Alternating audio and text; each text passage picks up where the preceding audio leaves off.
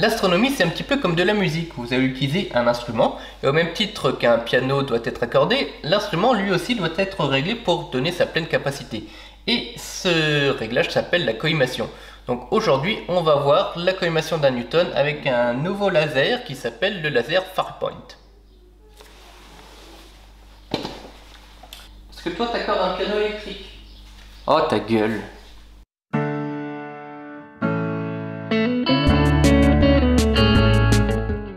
Bonjour à tous, c'est Guillaume, bienvenue sur Astronaut. Ça fait longtemps que je n'avais pas fait de petite vidéo et aujourd'hui on va parler encore et toujours de la collimation parce que c'est très important et on a tout un panel d'outils qui nous permet de faire le réglage des miroirs sur un télescope.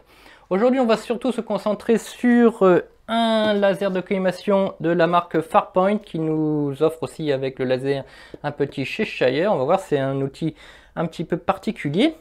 Mais tout d'abord, pour rappeler un petit peu ce qu'est la collimation, si vous nous rejoignez peut-être sur cette vidéo parce que vous ne connaissez pas ce que c'est ou on vous en a parlé, eh bien la collimation c'est tout simplement le réglage des miroirs l'un par rapport à l'autre jusqu'à notre porte oculaire.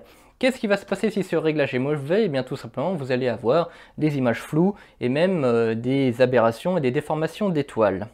Alors ce réglage se réalise sur l'ensemble des télescopes, à vrai dire.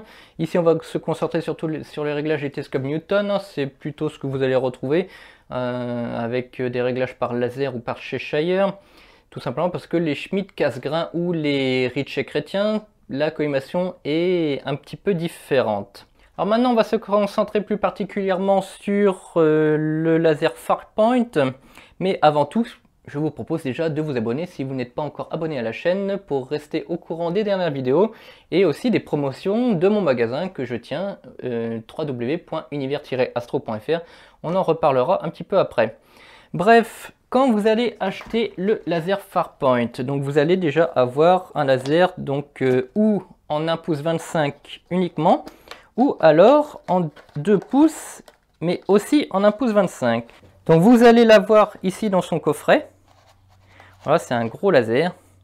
Voilà, avec les doubles coulants, 2 pouces ici et 1 pouce 25 ici. Vous allez aussi retrouver le petit Cheshire. Alors il est un petit peu particulier, on va voir à quoi ça sert un petit peu après. Alors ce laser, il est aussi livré avec des petites pastilles qu'il va falloir coller sur le miroir primaire. Alors cette petite pastille, à mon sens, après mes divers tests, reste quand même facultatif. C'est juste un petit retour qui va nous servir avec le Cheshire à vérifier si notre collimation avec notre laser est bonne. Bon, moi avec tous les essais que j'ai fait avec celui-là, celui-ci c'est le mien, franchement la collimation est toujours parfaite. Il faut savoir aussi que quand il vous est livré, il y a une petite bague au-dessus qui nous dit de ne pas toucher aux petites vis ici. Voilà, ces vis ce sont des vis de collimation du laser à proprement dit, parce que les lasers ils sont forcément calibrés. Mais ceux-ci, ils ont la particularité d'être vérifiés et calibrés vraiment en usine, proprement, comme il faut. D'où la petite bague qui dit attention, ne pas toucher parce que le laser il est réglé. Alors on va parler nous du système Farpoint au complet, c'est-à-dire avec la marque qu'on va placer au centre du miroir primaire. Et pour ce faire, Farpoint va nous donner donc une planche transparente avec des cercles concentriques. Ces cercles concentriques correspondent en fait à différents diamètres de miroir. Ensuite, il va falloir prendre une petite étiquette triangulaire rouge qu'il va falloir placer via un petit scotch par le devant, donc sous cette planche au niveau de la marque triangulaire. Ensuite, il va falloir de préférence démonter le miroir et ensuite placer donc en fonction du diamètre de votre miroir le cercle de la planche bien autour du miroir et demander à une tierce personne de venir appuyer au centre, ce qui aura pour but de coller le petit triangle rouge. Ce n'est pas toujours facile, donc je vous conseille de vous référer un petit peu aussi à la marque principale qui est déjà normalement sur votre miroir primaire. Alors ceci fait, maintenant on va faire une collimation tout à fait classique au laser. Donc j'en ai déjà beaucoup parlé sur la chaîne, vous allez retrouver aussi une vidéo qui va parler du laser Baader plus spécifiquement, qui est un peu moins cher. Et donc la particularité de ce laser, c'est que il a un coulant 2 pouces qui est monté relativement serré. C'est-à-dire que vous n'allez avoir que très peu de jeu. Donc vous n'êtes pas obligé de serrer la bague pour faire de la collimation. Donc le mieux c'est de placer le télescope voilà, à une hauteur à peu près cohérente de là où vous allez faire vos observations. Par exemple, moi je conseille souvent autour de 45 degrés et faire en sorte voilà, que votre laser, bon il ne faut pas qu'il soit vers le bas et qu'il glisse. Donc, mais vu que ça ne sert à rien de serrer la bague, le mieux est de trouver une position où le laser va tenir tout seul. Donc maintenant, collimation classique, c'est-à-dire on va d'abord placer le laser dans son logement et on va appuyer sur le petit bouton du laser. Donc première chose qu'on peut constater, c'est que le point rouge du laser n'est pas du tout centré dans le petit rond au milieu. Donc d'ailleurs on voit au fond le petit triangle. On voit aussi que le miroir a pris un petit peu de poussière. Donc il faut savoir que la poussière n'est pas très grave. Donc maintenant ce qu'on va faire, on va utiliser les petites vis de collimation du miroir secondaire qui est sur le devant pour placer notre petit point au centre de la marque. Donc il faut y aller par itération. Voilà.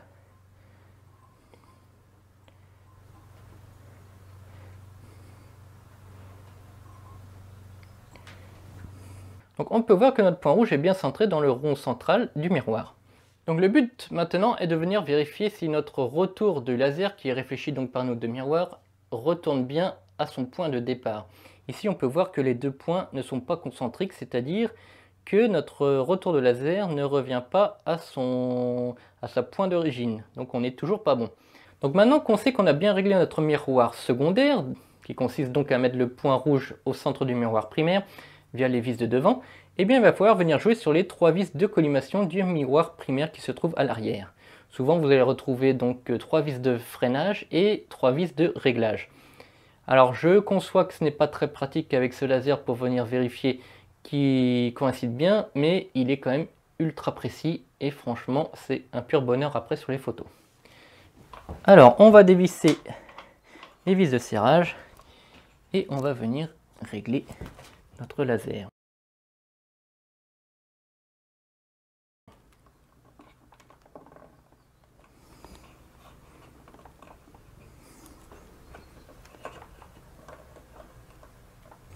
Une fois que les deux points sont bien concentriques, on resserre nos freins et on vérifie que le point n'a pas bougé après serrage. S'il a bougé, eh bien on fait en sorte que quand on serre le frein, le point ne bouge pas. Alors une fois que vous avez fait votre réglage au laser, il va falloir placer donc le Cheshire à la place du laser et regarder à travers. On peut voir que vous avez une bague blanche sur le Cheshire. Cette bague blanche permet de réfléchir la lumière et de bien l'observer, et le but est de bien vérifier que le triangle rouge qu'on a placé sur notre miroir primaire est bien centré par rapport à cette bague blanche. Voilà, c'est un petit retour pour vérifier si notre réglage au laser est bon. Bon voilà, notre collimation est terminée. Vous avez vu que c'était pas très difficile. Bon point, mauvais point. Je dirais que le mauvais point, c'est que c'est assez difficile de venir revoir le retour du laser, surtout si vous avez des tubes qui sont assez longs. Ici on a un 200 mm, donc un 200-800, ça passe encore. Sinon il va falloir faire par itération. Donc ça peut être un petit peu casse-bonbon, je vous l'accorde. Ensuite, est-ce que le petit triangle au milieu du miroir primaire est vraiment nécessaire? Bon, ça je vous laisserai juger par vous-même. Mon ressenti à moi, c'est que j'ai vu que le laser était quand même très bien collimaté et très précis. Donc à chaque fois que j'ai revérifié derrière au Cheshire, c'était toujours bon et mes étoiles étaient toujours très belles. Voilà, cette vidéo est terminée. Prochaine vidéo, on va encore parler de la collimation avec un nouvel outil que je vends sur le site internet www.univers-astro.fr. C'est le collimateur électronique Ocal. Voilà, c'est un nouveau produit, c'est génial. Je vais pouvoir prendre des précommandes, mais voilà, c'est parti tellement vite. J'ai même pas eu le temps de faire les vidéos que tous ceux que j'avais en stock, c'est parti. Donc on va en reparler, je vais vous faire un petit tuto là-dessus. C'est génial, ça permet vraiment de régler l'angle du miroir. On va régler donc du miroir secondaire, régler donc la collimation vraiment entre miroirs. On va pouvoir aussi normalement régler les miroirs des riches et chrétiens. Bref, on va essayer de voir ça dans une prochaine vidéo. Voilà, cette vidéo est terminée. Merci à tous de me suivre sur cette chaîne YouTube. Si vous n'êtes pas encore abonné, n'oubliez pas le bouton abonnement en bas. Et bien entendu, à bientôt pour de nouvelles vidéos.